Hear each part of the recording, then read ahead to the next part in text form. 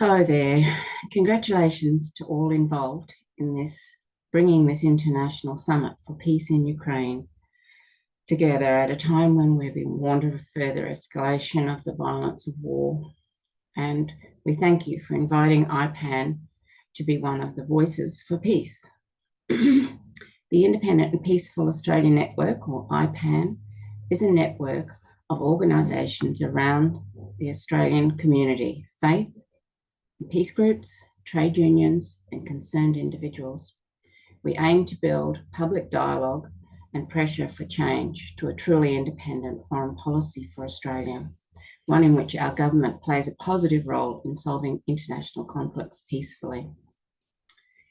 Within IPAN's broad network, there are many different shades of opinion on the war in Ukraine, but we all agree that the war is a terrible cost for the ordinary people of Ukraine and Russia and has to be peacefully ended. We publicly opposed the Russian military invasion on February 22nd last year, and we maintain that position. The Australian government has declared its opposition to the military invasion of Ukraine, joining the US and NATO policy of seeing a solution to the conflict through a purely military lens. IPAN, while supporting humanitarian aid, opposes these military donations for prolonging the war in the absence of calls for a ceasefire to end the conflict. IPAN is, however, also concerned about the role of the United States, NATO, and Russia exerting its power over and above the authority of the United Nations. And we are very concerned about plans for NATO to exert a greater role in East Asia and the Pacific. In 2014, Australia was invited to the NATO summit in Wales at the very start of the Ukraine internal conflict. The Partnership Interoperability Initiative was launched there, and shortly after, NATO granted tailor-made enhanced opportunities for deeper cooperation with selected partner countries, including Australia.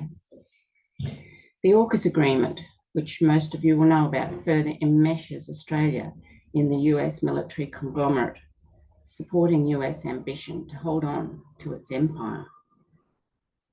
For Australians, this is causing growing suspicion and opposition. From anger about the projected costs of the nuclear-powered submarines at $386 billion, to the loss of sovereignty as outlined in the document that was signed in 2014, namely the Force Posture Agreement, where the United States will have full control over designated Australian territory. And most recently, we have heard in the media of plans to allow the Pentagon to mine rare earth minerals in Australia. So as the war continues with human suffering, loss of homes and infrastructure, IPAN affirms that we stand with the people of Ukraine and the Russian Federation, who call for a ceasefire and for peace talks to begin urgently. We would like to add our support for the Vienna Declaration. Thank you.